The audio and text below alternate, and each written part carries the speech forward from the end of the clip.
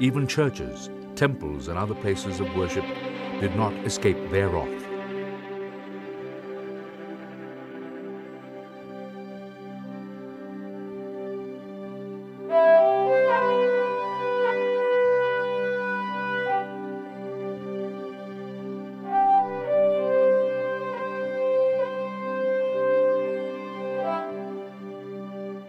The LTTE's ruthless character can be clearly seen in the way they destroyed community resources and public utilities. A case in point is the destruction of the Colomado irrigation tank as a war stratagem to stop the advancing government troops. Extensive damage was caused by this act of vandalism, and the whole of Dharmapuram town was submerged in water. People there lost all their belongings.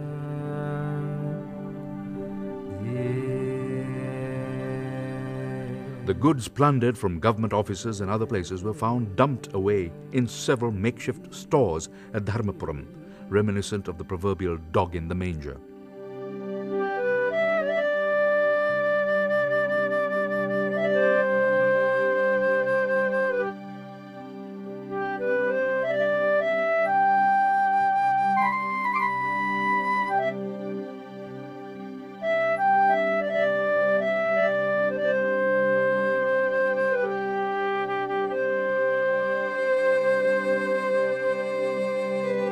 The LTTE intentions were not achieved, however, as the troops marched along constructing temporary bridges.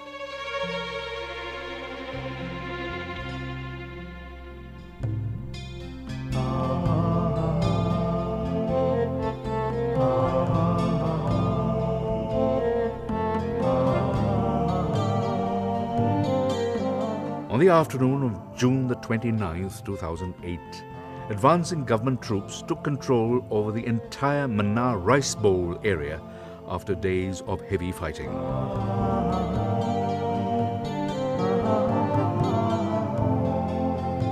The total area brought under control is approximately 120 square kilometers, which mainly consists of the island's most fertile paddy fields.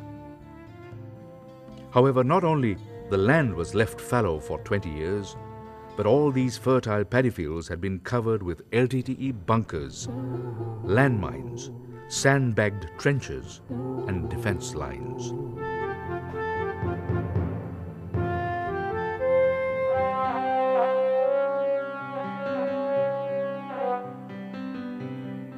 The farmers were removed from their traditional livelihoods, and they served as unpaid laborers in the construction of military structures.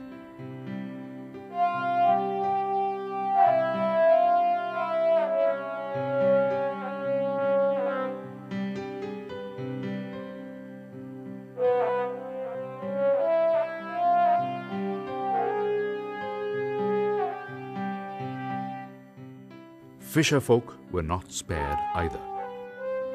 When the government troops began their advance along coastal routes to confront the LTTE, while retreating, they took along with them the people who were engaged in fishing, and they served as human shields. Not only were they herded out in a hurry, but these people also had to leave behind their belongings and, above all, their fishing gear. When the troops arrived, they found these fishing dwellings abandoned and the very people they came to rescue missing. The shelter provided to them was scanty and without basic facilities.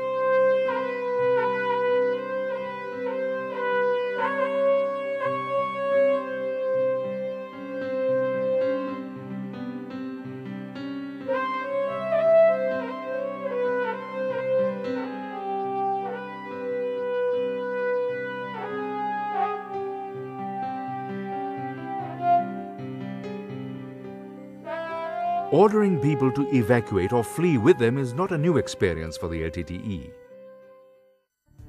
On the evening of the 30th of October 1995, when the Sri Lankan forces were advancing toward Jaffna, the LTTE ordered people to evacuate Jaffna and moved them into the rebel-held areas.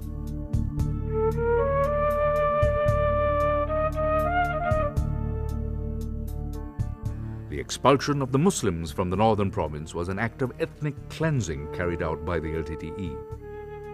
In order to achieve their goal of creating a mono-ethnic Tamil state in the north of Sri Lanka, the LTTE forcibly expelled 75,000 Muslims from the northern province. On the 30th of October 1990, the LTTE had ordered the entire Muslim population to leave Jaffna within a period of 2 hours. They could take with them only the clothes that they were wearing, one set extra, and no more than 150 rupees in cash.